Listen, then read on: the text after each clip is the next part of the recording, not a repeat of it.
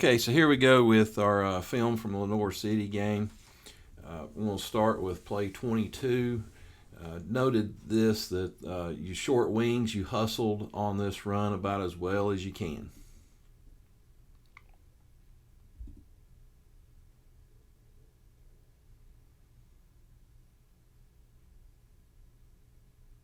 On both sides, the deep wings are staying ahead of it.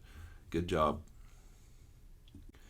Okay, on this one we have a push out of bounds. We call it as a dead ball foul. I believe both Jeff and I throw this flag. Kid's clearly going out of bounds, and there's a shove into the fence. On this one, I have a hold on the right edge. The halfback over to the right of the quarterback is going to grab an arm and hold the guy just enough as the quarterback goes by. Okay, on this play, we've got a touchdown signal by Judd, who is at the pylon. I was going to tell you, you don't come in on it. Just stand where you are to give the touchdown signal and then come in for your dead ball action.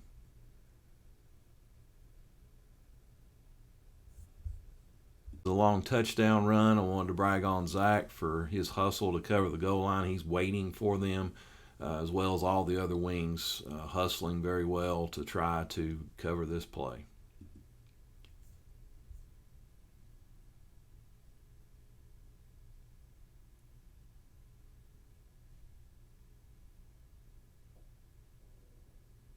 The runner is looking back a little bit at the defender, but there's no taunting. But be aware of that. If he looks back at him and points or does some kind of taunting action, you're going to have an unsportsmanlike that we will enforce at the ensuing spot.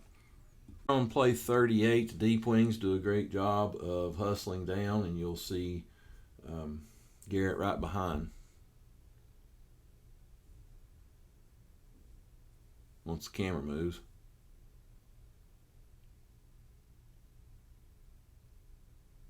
And Garrett wisely stopping, letting Ken take the call. Ken does pivot over to the left to keep his eyes on the ball carrier, which is good. We did a good job as a crew as far as the flags we threw. They showed up on tape with the exception of one that I threw that I think I self-reported at halftime I shouldn't have thrown. Because the guy that was being held actually made a sack on the quarterback, and here I'm tossing the flag like an idiot. Here is the one time I found something that maybe we should have called that we missed, and it's going to happen right in front of Ken there at the pylon on this play. It's a long touchdown run. It's good coverage, but there's a possible blindside block down there.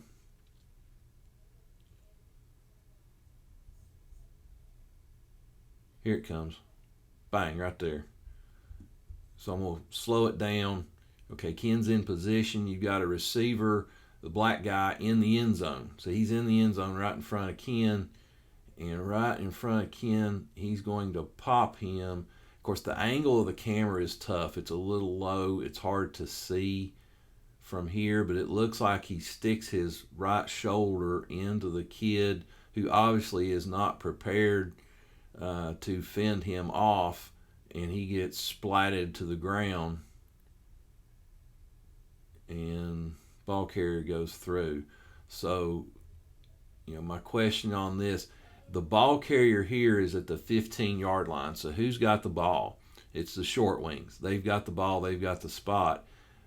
Ken and the back judge have to be helping around that sort of halo surrounding the guy, and looking for bad blocks. And this is a telltale sign because you've got the guy in black in chase mode coming from the end zone.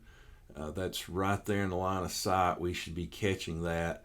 And I have to assume it's a foul. I don't, it's tough with this angle and the distance, but I think it's something. If it had been thrown, there would certainly be video support for the call.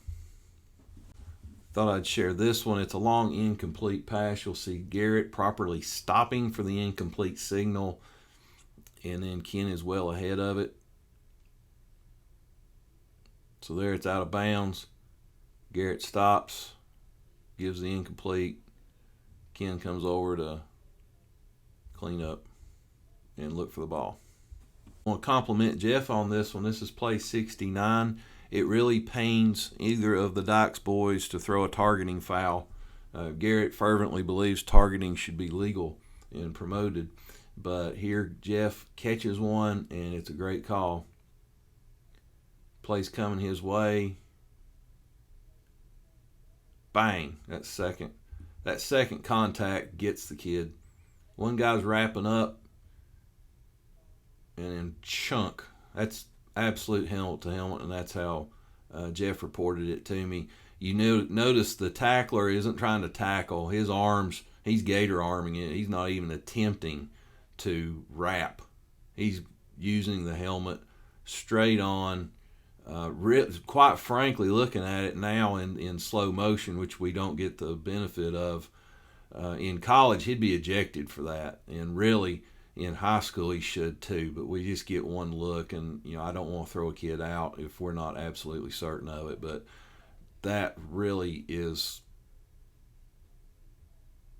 he could have been ejected for that, and no one would have said we were wrong. Okay, on this one, this is a long pass. Garrett gets the spot. This is how you do it.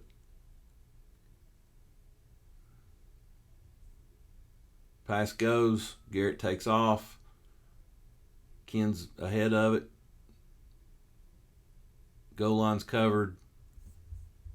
And okay, this is nitpicky, but this is something that we have to be looking for on these punt situations, especially since it doesn't seem like anybody wants to return a punt anymore. The ball just goes rolling around. If it inadvertently bounces into one of the K players, then you've got a spot of first touching, and we've got a beanbag that needs to be down. Between a back judge, side judge, and field judge, we need to be spotting that. And sometimes it can be tricky, as it is here, but I think one was missed at about the 38-yard line. The ball wound up getting spotted for the first snap down at the 35 for Black, but they should have got about 3 more yards. Let me back that up and slow it down where it happens. So the ball's bouncing around, takes a weird hop into the kid, and right there you see it bounce off of him. It bounced off his left leg. We need a beanbag for that.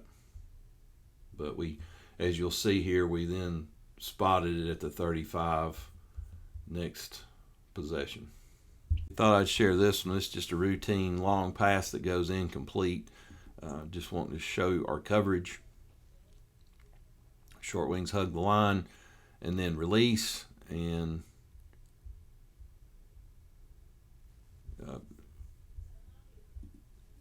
picking back up at that.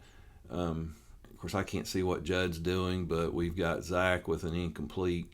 Randy Hodge would say, stay still for your incomplete instead of running in. And you see Ken echoing timeout, and then Jeff echoes timeout. On this one, it comes over on Jeff's side, and he's got a flag for a little too much action out of bounds. Dead ball personal foul.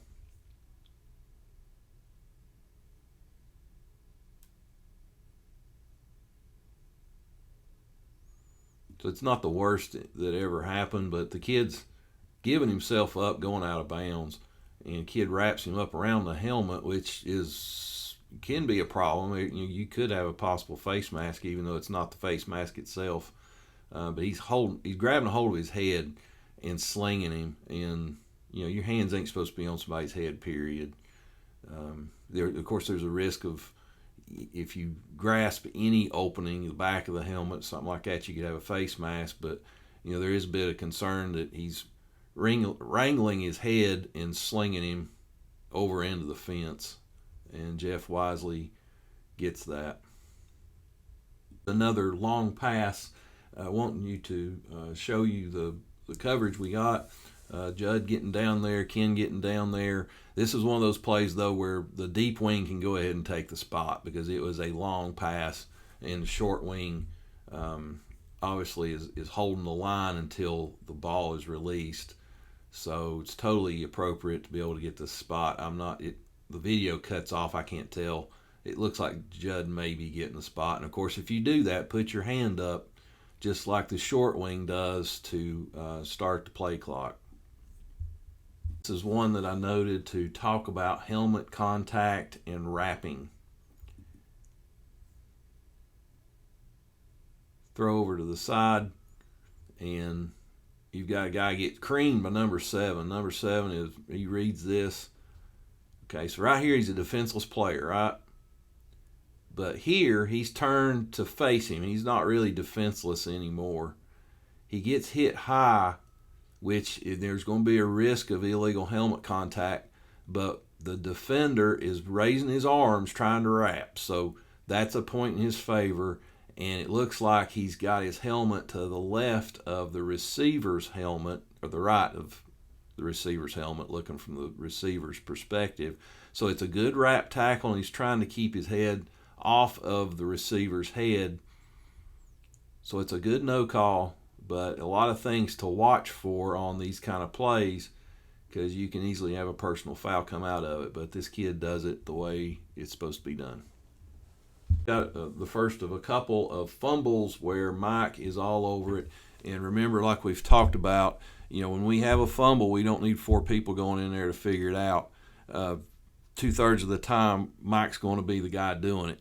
And when you go in there, go ahead and make your own ruling. If it's going to be second down, put the 2 up. If it's going to be a change of possession, kill the clock and show the possession. And Mike does this the way it's supposed to be done both times. That was right at the 1-yard line. Kills it, gives a firm signal. Excellent. Let me go ahead and go to the other one, which is play 127, while we're on the subject, because Mike does the same thing. You'll be able to see us in a little better, I think. A little bit of a scrum, and he's got it. I think I was yelling, defense got it, but he didn't need my help.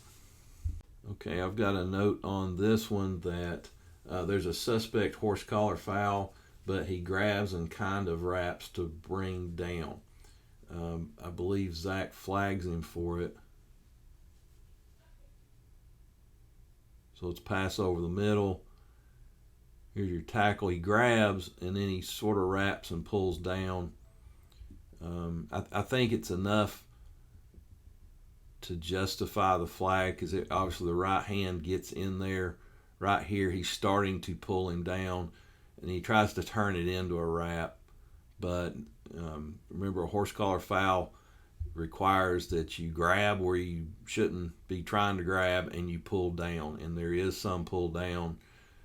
He's the one solely bringing the kid down, so it's a justifiable flag in my opinion, but close. And last one, Jeff's going to call call touchdown, and this is how you do it. You don't have to move in to make the call. I would say McWhirter would want you standing still, period, on this. Personally, I like you coming in, but I think they want you to act like you're some NFL official and stand still. Don't be moving around. When you move around, you can make a mistake. But once the TD needs to be called, Jeff goes up, and he doesn't come in until after that, if at all. But try to stay still on that. I know my usual instruction in 5-man is crash in, and I don't know if that's really in favor, considering how we're judged by McWhirter and Jr. That's all I got. Thanks for watching.